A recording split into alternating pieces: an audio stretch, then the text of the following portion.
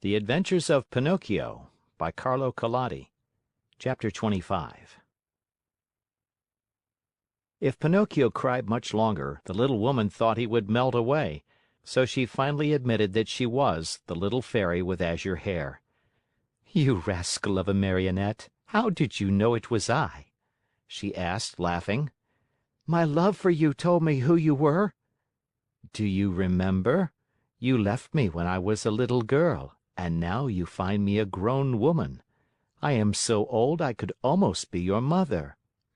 "I am very glad of that, for then I can call you mother instead of sister. For a long time I have wanted a mother, just like other boys.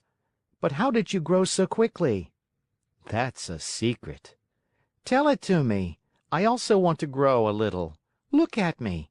I have never grown higher than a penny's worth of cheese." "But you can't grow," answered the Fairy. "Why not?"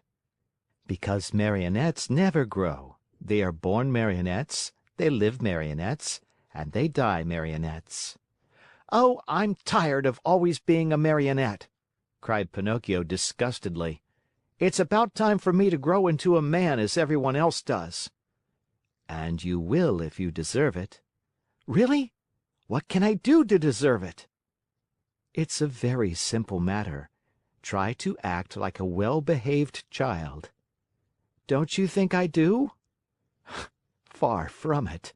Good boys are obedient and you, on the contrary—" "And I never obey."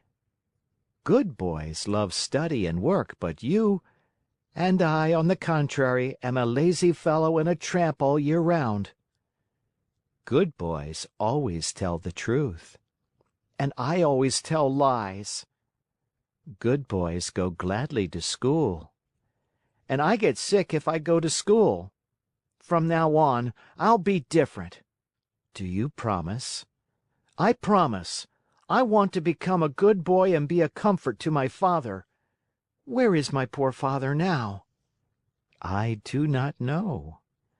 "Will I ever be lucky enough to find him and embrace him once more?"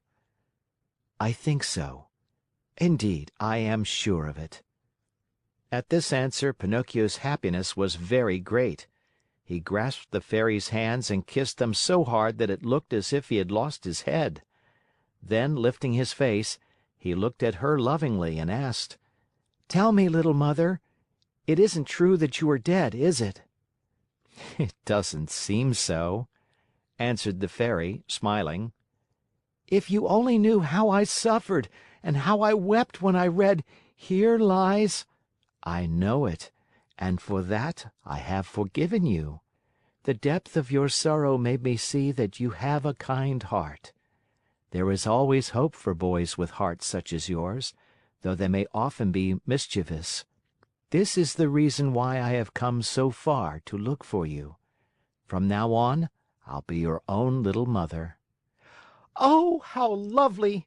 cried Pinocchio, jumping with joy. "You will obey me always and do as I wish?" "Gladly! Very gladly! More than gladly!" "Beginning tomorrow," said the Fairy, "you'll go to school every day." Pinocchio's face fell a little. "Then you will choose the trade you like best." Pinocchio became more serious. "What are you mumbling to yourself?" asked the Fairy. "I was just saying," whined the Marionette in a whisper, "that it seems too late for me to go to school now." "No, indeed. Remember it is never too late to learn." "But I don't want either trade or profession." "Why?" "Because work wearies me." "My dear boy," said the Fairy, "people who speak as you do usually end their days either in a prison or in a hospital. A man, remember, whether rich or poor, should do something in this world. No one can find happiness without work. Woe betide the lazy fellow! Laziness is a serious illness, and one must cure it immediately. Yes, even from early childhood. If not, it will kill you in the end." These words touched Pinocchio's heart. he lifted his eyes to his Fairy and said seriously, "I'll work. I'll study. I'll do all you tell me. After all, the life of a Marionette has grown very tiresome to me, and I want to become a boy, no matter how hard it is. You promise that, do you not?" "Yes, I promise. And now it is up to you." End of chapter.